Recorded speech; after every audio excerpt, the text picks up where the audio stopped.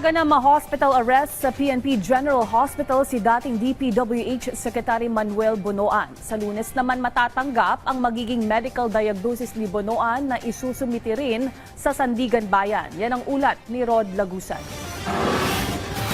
Pinagbigyan ng Sandigan Bayan 5th Division ang hiling na hospital arrest ni dating DPWH Secretary Manuel Bonoan na naharap sa kasong graft at plunder kaugnay ng issue ng flood control projects. Base sa resolusyon ng korte, bahagyang pinagbigyan nito ang inihaing urgent ex abodante ad cautelam motion ni Bonoan na maisailalim sa hospital arrest habang nakabimbing ng kaso. Pinayagan ng korte na ma-confine si Bonoan sa PNP General Hospital sa Camp Crame. Sa motion ni Bonoan kung saan sa kanyang medical certificate noong May 29, may chronic renal disease stage 4, hypertension, diabetes mellitus, prostate cancer at iba pang sakit si Bonoan.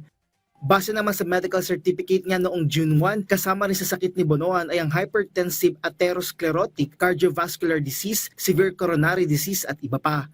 Paliwanag ng kampo ni Bonoan, kinakailangan ng dating kalihim ng patuloy na monitoring at agarang access sa specialized care. Kung saan ang isang pribadong ospital na kinaroroonan ngayon ni Bonoan ay may specialized equipment at advanced facilities na kailangan para sa kondisyon ni Bonoan. Kinontra naman ito ng prosecution at sinabi na kinaya naman ni Bonoan na bumiyahe ng nasa 14 hanggang 16 na oras papuntang US at pabalik ng Pilipinas. Makadalo sa Senate Blue Ribbon Committee at makapagsilbi bilang kalihim ng DPWH kung kaya't kakayanin nito ang kulong.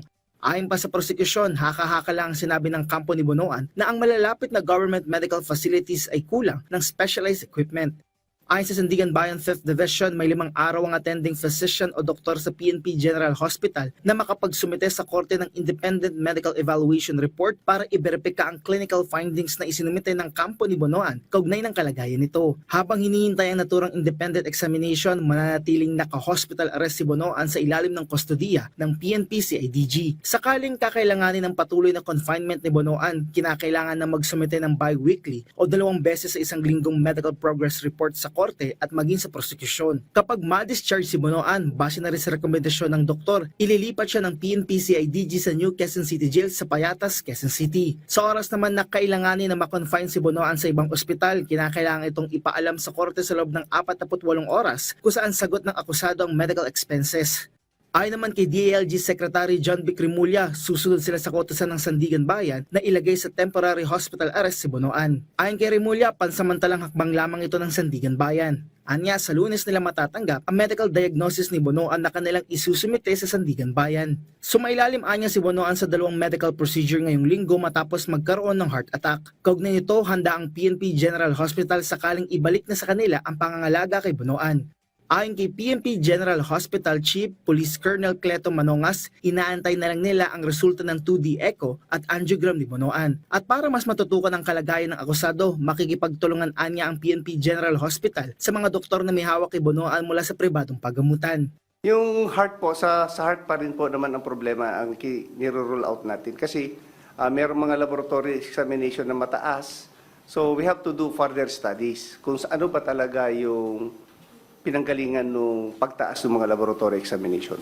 Hindi pa masabi ni Manongas kung fit to stand trial na si Bonoan pero malaki anya ang epekto ng stress at nakakapag-trigger ito ng anumang uri ng sakit. Sa ngayon anya ay stable naman ang kondisyon ng dating kalihim. Kapwa akusado ni Bonoan si Senator Jinggoy Estrada sa isang count ng graft na hawak ng Sandigan Bayan 2nd Division. Habang kapwa akusado rin niya si Estrada sa kasong graft at walang piyansang plunder sa 5th Division. Sa naturang kaso, kasama nilang kapwa akusado ang mga opisyal ng DPWH NCR na pawang nagpasok ng not guilty plea sa parehong kaso. Rod Lagusad para sa Pambansang TV sa Bagong Pilipinas.